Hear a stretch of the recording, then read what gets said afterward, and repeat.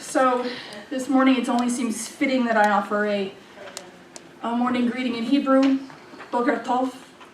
I'm Stephanie Stewart, one of our practitioners here. Welcome to the Center for Spiritual Living of Greater Dayton. This is your first time here with us. Thank you for sharing your morning with us.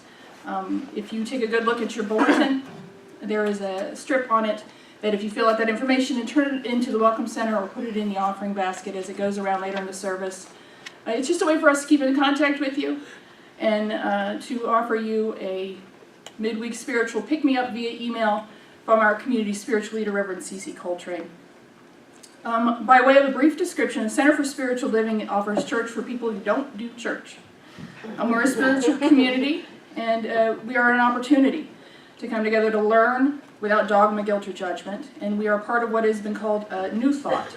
It's a movement on American philosophy that started almost 200 years ago, and this center has been here for about 72 years. So this morning I will be giving our reading and invocation, as well as doing our candlelighting reading. Our vigil holder is Jerry Blumgold, and joining me in the candlelighting will be Ms. Andy Hawk, one of our practitioner students. Our interfaith candlelighting reminds us of the many sources of wisdom and truth available to us from the world's religious traditions. I don't see any kids, so I want to take a moment right now to recognize and thank Teresa Nacky for being willing to volunteer with our children today. Thank you, Teresa.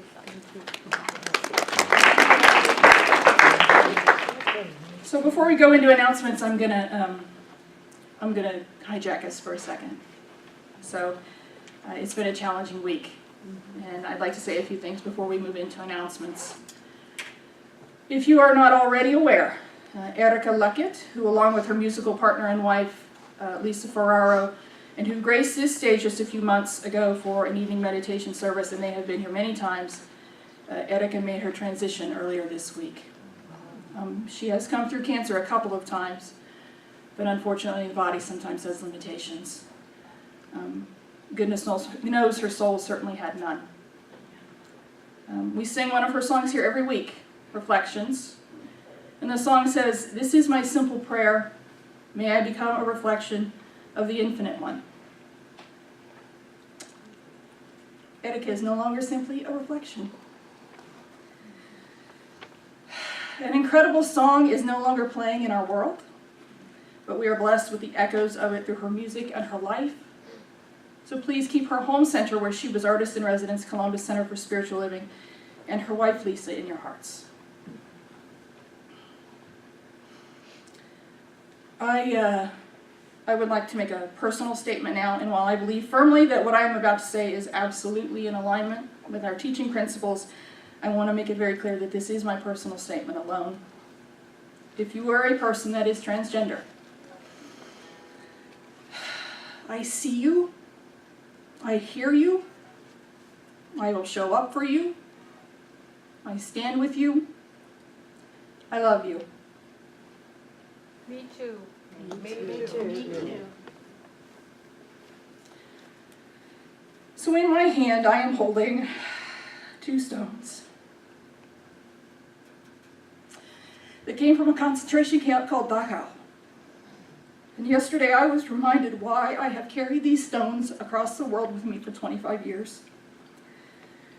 And I want to take a moment now to recognize and lift up those lost and those in mourning at Tree of Life Synagogue in Pittsburgh. What I have is a poem written by Sylvan Commons and Rabbi Jack Reamer called "We Remember Them." "We Remember Them" is the refrain of the poem. So as I read each line, please feel free to join in that refrain. At the rising of the sun and at its going down, we remember them. At the blowing of the wind and in the chill of winter, we remember them. At the opening of the buds and in the rebirth of spring, we remember them. At the blueness of the skies and in the warmth of summer, we remember them. At the rustling of the leaves and in the beauty of autumn, we remember them. at the beginning of the year and when it ends. We remember them. As long as we live, they too will live, for they are now a part of us, as we remember them. When we are weary and in need of strength, we remember them. When we are lost and sick at heart, we remember them. When we have joy we crave to share, we remember them. When we have decisions that are difficult to make, we remember them. When we have achievements that are based on theirs, we remember them. As long as we live, they too will live, for they are now a part of us. We remember them.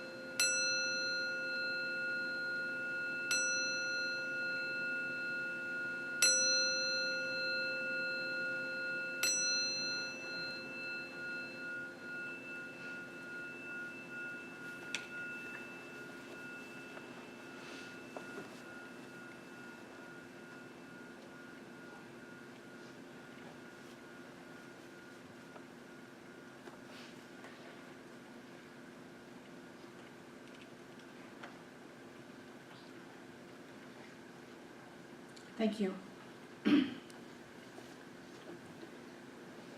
Move on now to announcements. If you need a name tag, which I have forgotten to wear again, please sign up for one, clipboard on the table, or fill one out, and please do wear it. If you have one, please wear it, so that we can meet and greet one another a little more effectively. And if you happen to not be here for a while, this is one of the ways that we can tell and can call and check up on you and see if you need any kind of congregation care. Just drop it into the basket that's over there by the name tags when at the end of service, please. You don't have to refile them. You can still get event tickets for the Cooking with God event Laughter Yoga in November. We have a goal of $5,000, and we are about $500 away from that. So we're very close to our goal. So again, we have lots of tickets available still for Laughter Yoga in November. I have done a Laughter Yoga event. It's hosted by Linda Andriaco and Mark Fowler, and it's a lot of fun, and I highly encourage it, and it's not difficult. On November 4th, we do have a hike happening at Glen Helen. Where is, I have too many things happening, I'm sorry. Here it is. Yes, November 4th, the hike at Glen Helen meets at 2 p.m. on the Trailside Museum at Glen Helen for a 3-mile hike. Don't miss that. Our hikes are always a lot of fun. Is Kathy not here? I know Kathy's here. Yeah, she's in the back, probably setting up for. Fine. Kathy doesn't want to be here, so I could recognize her. Kathy Rice is one of our super volunteers, and she is our volunteer coordinator, and she is stepping down for a year to take care of herself. She's engaging in self-care, and I applaud her and honor her for it. If you are interested in working with all of our volunteers, please come see me after service. We will need a volunteer coordinator, so please give that a thought as a way that you could be in service to this community. We still have several copies of the League of Women's Voters Guides for you. They're back by the door, and that is for Montgomery County and Greene counties. That covers all issues and all individuals that are running for office. If you need a ride, if you know you need a ride to the polls on election day, please see me after service or call the office in the coming week. I do have a handful of people willing to drive, so I'd like to try to get that coordinated as easily as possible for them. If something happens on election day and you need a ride, call the office. I will be available and I will take you. There is no reason for us not to vote. So it is Birthday Sunday, and I know that there's all kinds of cake and gluten-free and dairy-free and you name it. So happy birthday to the following folks. Libby Amory, Rich Amory, Paul Carney, Reverend C.C. Coltrane, Doug Diedrich, Betty Green, Carol Huseman, not here, Marty Jacoby, Heather Janney, Ross Cousins, how are you? Michael Morrison, Kelly O'Keefe, Angie Smith, Ken Spears, and Jean Tao. All right, happy birthday. Happy birthday. So our practitioners are here to pray with you after service. Just ask any of us wearing the white or teal stoles. You can also put a prayer request in the chest back by the door there. This is our gift to you on Sundays with deep love. So now it's time for some more music.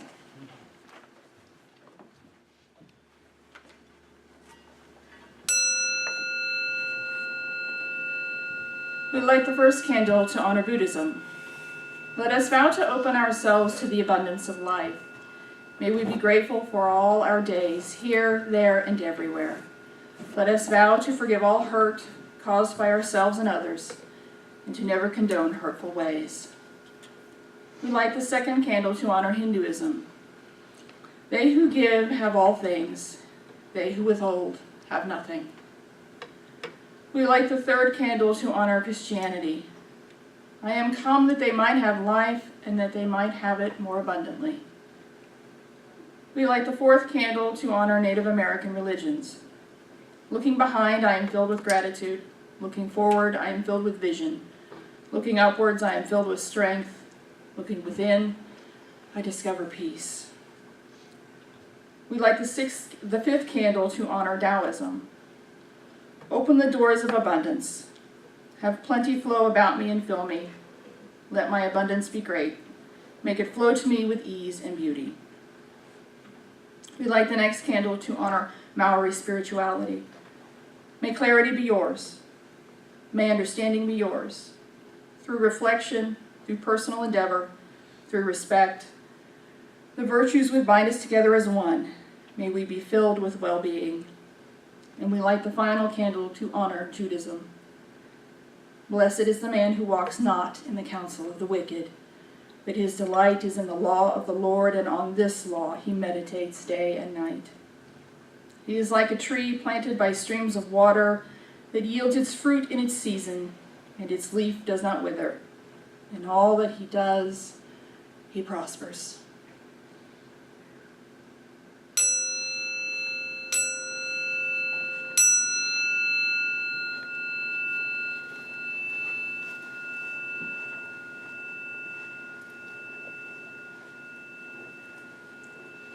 Today's reading comes from our philosophy's founder, Ernest Holmes. The sun may be shiny even while we persist in standing in a dark basement. Now we must come out of our basement of despair into the sunshine of truth, into the warmth and color of divine recognition, the instantaneous awareness of the allness of good. God is life, and life gives itself to us. It does not give some of itself, it gives all of itself. But the gift, without a receiver, cannot complete itself in individual life. So let's take these words into a few moments of silent contemplation together.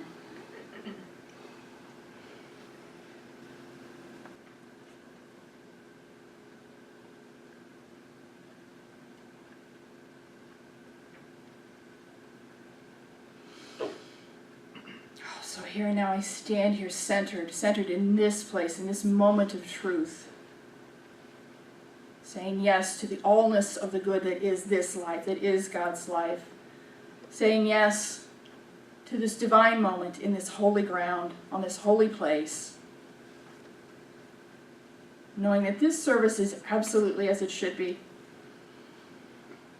And I know that my beautiful friend Dana is a divine conduit, that he is the bringer of the message from the one that each of us needs to hear today, and that all is in absolutely divine right order. And I simply stay here now in absolute gratitude before each and every one of you, with each and every one of you, knowing that this is a place of safety and love. I simply say thank you. Thank you, God. Thank you, Infinite Spirit. Thank you for this moment. Thank you for this place. Thank you for this time. And so it is.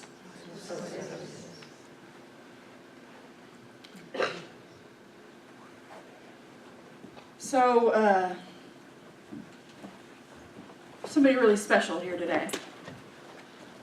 We have a guest speaker from the Columbus Center for Spiritual Living. And Dana Horton is also a ministerial classmate. And don't tell anybody, but Dana's my favorite.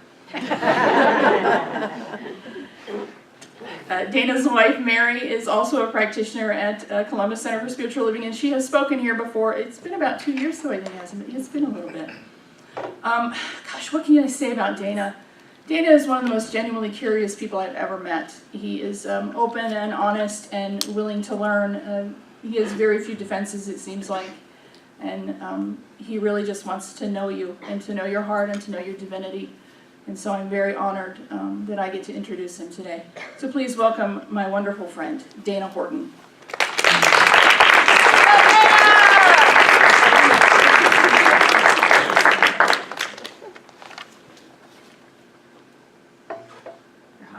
There you go. All right. As Stephanie said, yeah, Mary was over here to talk a couple years ago. She's a much better speaker than I am, but 18 minutes tops. So you got that going for you today. And what am I going to talk about this morning? What am I going to talk about? And no worries, I'm not reading this. We're going to talk about gratitude today. Oh my gosh, we're going to get a gratitude sermon. So it must be November, Thanksgiving is coming, and we're going to get the gratitude sermon. And it's probably not going to be the last gratitude sermon you hear before the end of the year. But we're not going to talk about Thanksgiving, we're not going to talk about the pilgrims or Turkey or indigenous people or anything like that. We're going to talk about how gratitude affects your manifestations, your life, right here, right now. Now, in the natural, we always think of gratitude as coming after the fact. After we receive a gift, or after somebody gives us a compliment, we say thank you. But you know, in the spiritual realm, that's really underutilizing the whole concept of gratitude. In the spiritual realm, if we can put that attitude of gratitude out there, and out there first, it attracts back what we want to manifest in our life. I'm going to talk about that this morning in both the body and in the spiritual realm, because they're both interconnected. You know, in the body, and I'm sure Reverend Cece and Stephanie have both talked to you a lot about how when we interact with something, when something happens to each of us, we get this reaction up here in the brain. And the brain releases the chemicals into the body, and that creates this emotional response to what we're interacting with.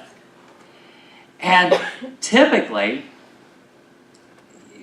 we have a pattern, so that every time we run across an event or a person that irritates us or something, we get that same chemical release in the brain that creates that same emotion in the body.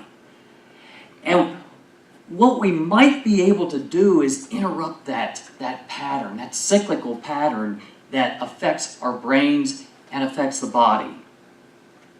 You know, when we change the chemicals up there, we can get a real effect, a real difference in that, in our physical body. And it's fascinating anymore. There are scientific studies, time after time, that keep coming out in the medical journals, on PubMed, about the connection between our mind and the physical effects on the body.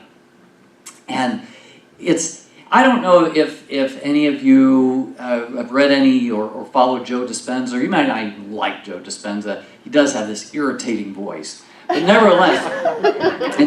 nevertheless, he comes up with some really interesting studies. And he did a study on one of his groups that came through and demonstrated And this is where it gets really cool, because it's a quantitative a measurement of the effects of mind on body. He measured this stress hormone called cortisol in these patients and these folks that came through his seminars, and there was a correlation between spending as little as 10 or 15 minutes a day in an attitude of gratitude. Now, this doesn't even mean you have to sit down on the meditation cushion and go into the Zen zone for 15 minutes. This is just the being in an attitude of gratitude throughout the day. As little as 10 or 15 minutes can reduce those stress hormones by 30 or 40% in your body.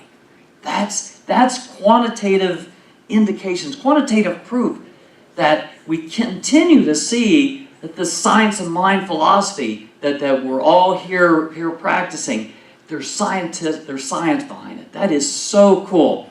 Now, kind of an anecdotal thing, but nevertheless I think is pretty fascinating, is that I was listening to a podcast this week. Two health professionals were talking about how in the last 10 years or so in the United States, there's been quite an increase in gallbladder issues. Gallbladder operations are at an all-time high, and they got to talking about the connection between the gallbladder and Chinese medicine. My lovely wife happens to be a traditional Chinese medicine practitioner and acupuncturist, so we got to talking about this. There's the connection between the gallbladder and the mind is in courage, or lack thereof. Lack of courage or apprehension can cause distress in the gallbladder. Now, this is anecdotal stuff, but you know, those ancient Chinese philosophers, those ancient Chinese medical practitioners knew a thing or two about the connection between the mind and the body. So, whether or not you believe in the traditional Chinese medicine or the acupuncture, it's certainly good for thought. Good for thought. So in spirit, it's the same connection. It's the same connection. What we put out there in spirit, in our intentions, combined with our emotions, it comes right back to us. That's the law of reciprocity, a law of cause and effect that Stephanie and Reverend Cece talk about all the time. This is real stuff. It's in the body, and it's in the manifestations of spirit.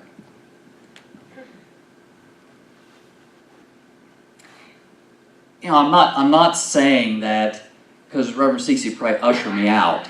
I'm not saying that you stop going to CVS if you've got a cold or the flu or you need something. No, Science of Mind incorporates all Western medicine, and it's okay to go to the pharmacy. But I am saying that if you could incorporate that attitude of gratitude, that feeling, even before you get that manifestation, and it becomes a practice in your daily life, pretty soon that emotional connection will occur. You'll have that emotion, that emotion of gratitude, that something has been accomplished even before it has been. That's that attitude of gratitude. That's the connection with spirit that we're talking about here this morning. Now, if we have a buy-in here, that there is a connection between the mind and the body, and if we have a buy-in here that there's a connection between what we put out into spirit and what comes back to us, there's a buy-in here, then what can we do about it? I've got four things. What can we do about it? First is to set a clear intention. Say you want a new job. You got to first start with the clear intention in mind. Write down on a piece of paper what it is you want in that new job, because you've got to get that mental image first. That's the first step. And even something like putting the pictures on a vision board. As corny as that sounds, it's okay, because that gives you that clear image of mentally what you want. The second thing is, and this is where they put the foot on the gas pedal, is you've got to have that emotional connection with what it is you want. The emotions is the gas pedal. Even Ernest Holmes admitted late in his life he wished he had attached a little more emotion to his treatments and his teachings throughout his life. It's the emotional connection that's the gas pedal to what you put out there in spirit that starts with the mental equivalence. And then the third thing is continual rehearsal. This is not a one and done thing. This is not sit down on the meditation cushion and in 15 minutes you got it. This is not you go see a practitioner after service today and pray it up and you're done. This is a practice. It's a rehearsal. You know, every one of us is here today based on the series of decisions we've made up throughout our entire life. And no judgment here. We all are where we are. And if we want to look out into 5 years, 10 years from now, where we are then is going to be based on the series of decisions that we make starting today, starting right now. So if you have that intention that you've put up in your mind that I want a new job, and even if you get that feeling of emotion behind it, let me talk let me go another level on the emotional thing. With the new job, what would be your emotional connection with the new job? Now, the easy first response might be, well, I want more money. And, okay, but what's the next layer down? Why do you want that new job?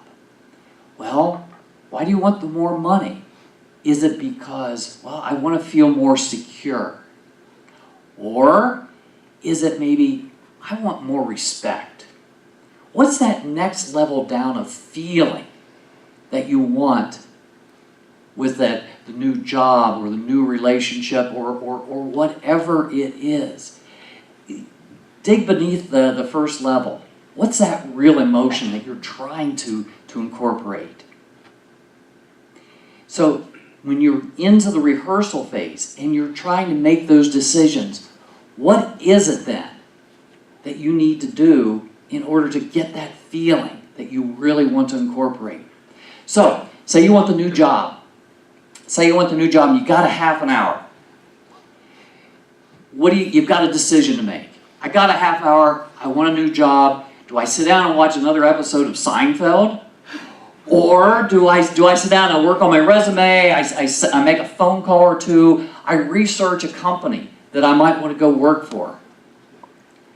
Or if I want to improve my relationships, but I've got a feeling of angst out there, I've got some resentment that I'm carrying towards maybe a family member, a former friend, or a coworker or something, I've got a decision to make.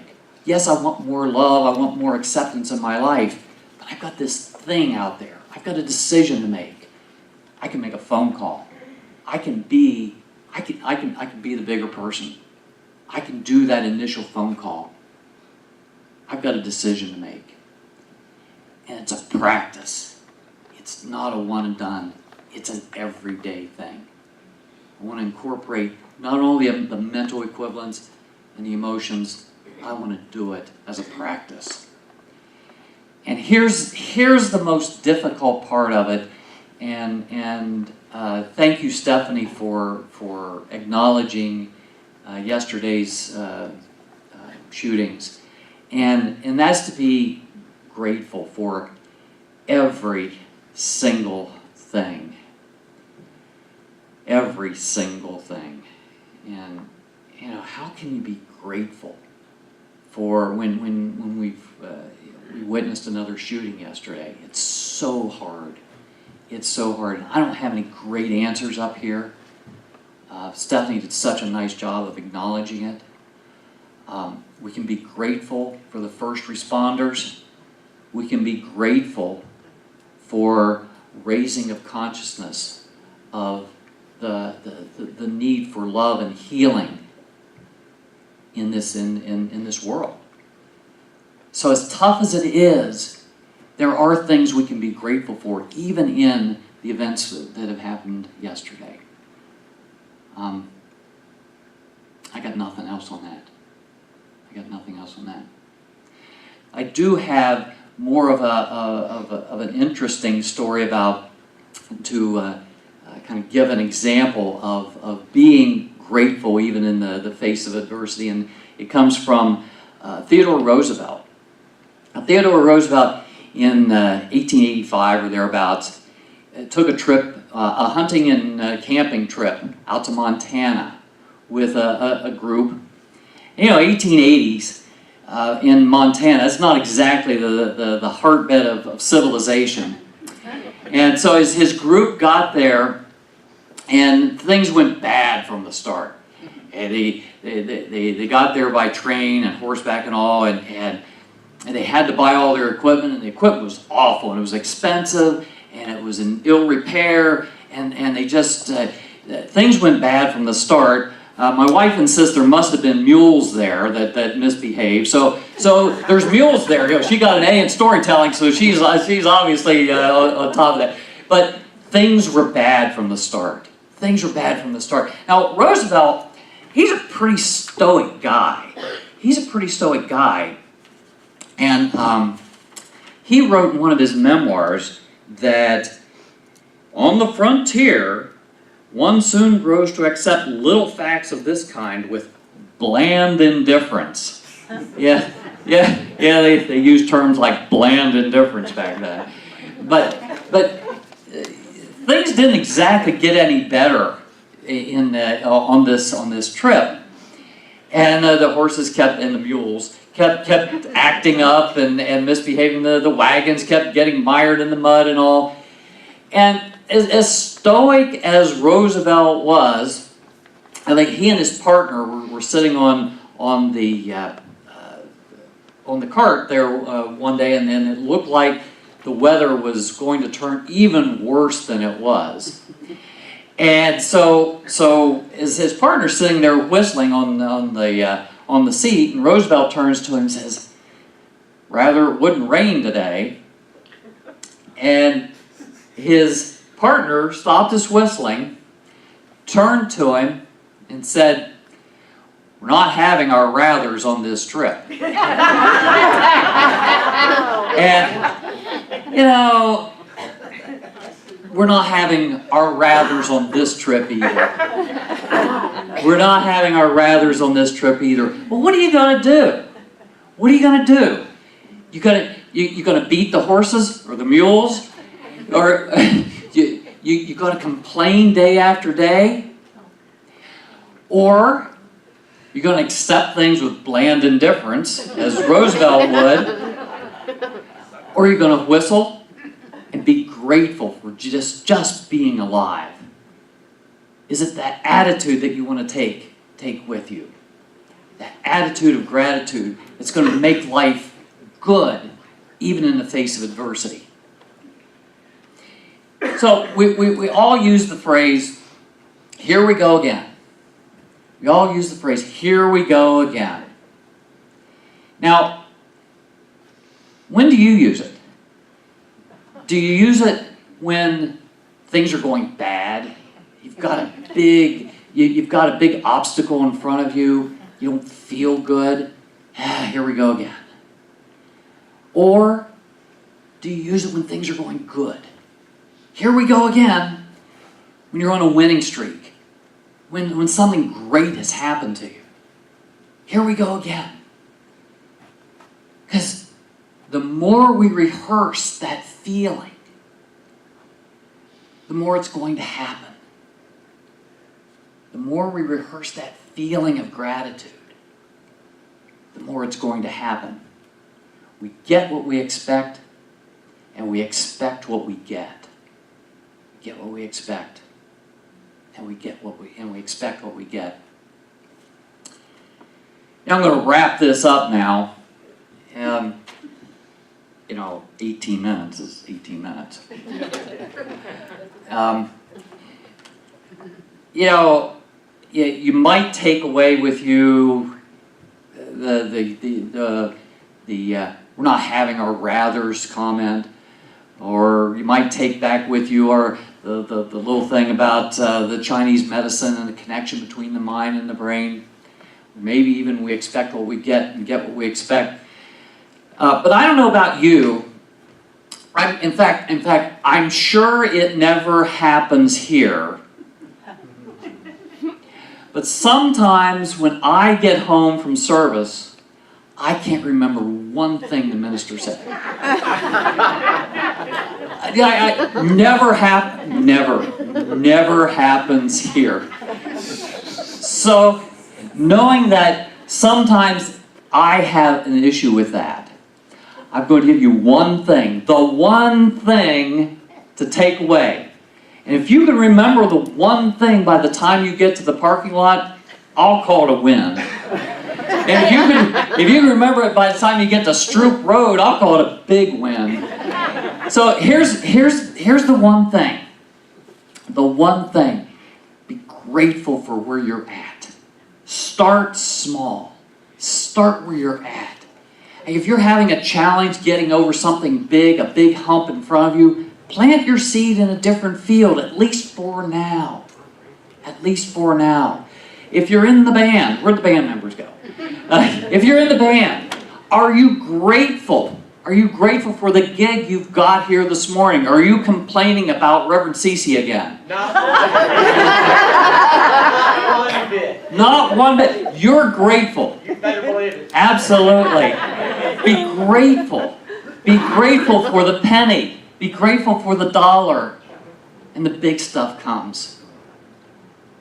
Be grateful for everything. Because gratitude means it's already done. So let's take that into prayer.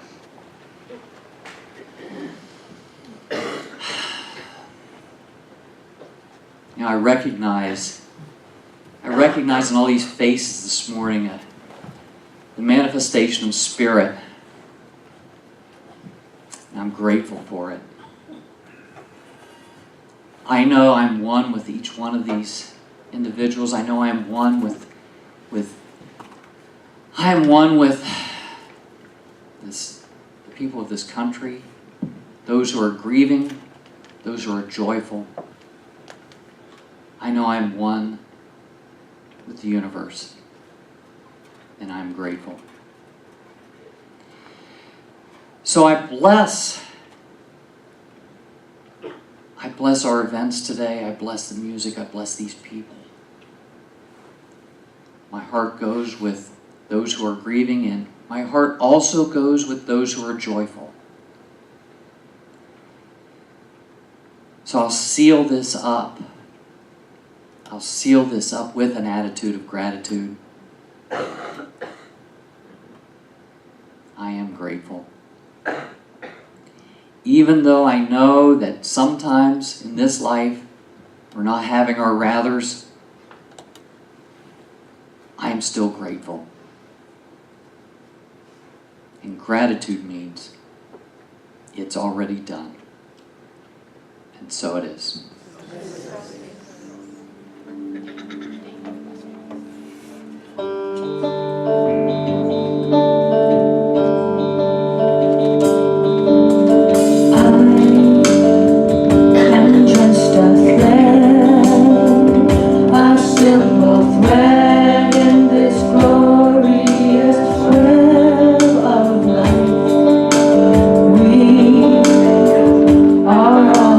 Drops within a stream.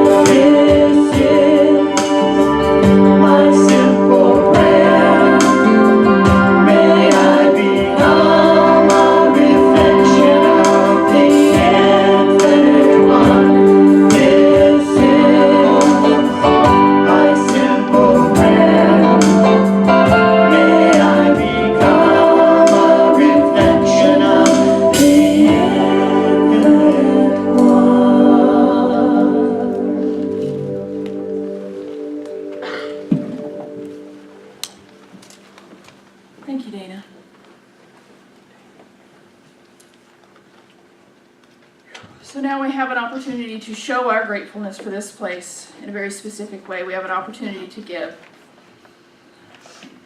Giving here at this center is what keeps us alive and doing what we do in the world, and that is incredibly important. So please take your gift into your hand or into your heart and affirm with me. I know the activity of abundance in my life. I know the activity of abundance in my life. And in this center. And in this center. I give and receive generously. I give and receive generously. From this everlasting flow of good. From this everlasting flow of good. And so it is. And so it is. Would all practitioners who are willing to offer prayer today, would you please stand? I just want everybody to have a really good look. If you need prayer today, please stop one of us.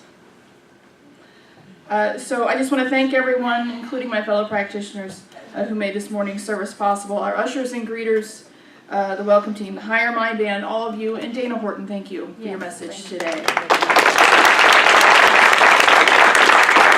if you will now all please stand for our closing affirmation and our closing song. I am a light in this world. I am a light in this world. Okay. So please affirm with me. I have an attitude of gratitude. I have an attitude of gratitude. I am grateful for my life. I am grateful for my life. I see it. I see it. I feel it. I feel it. I take action. I take action. I am grateful for where I'm at. I'm grateful for where I'm at. And so it is. And so it is. I am grateful for all of you. And you.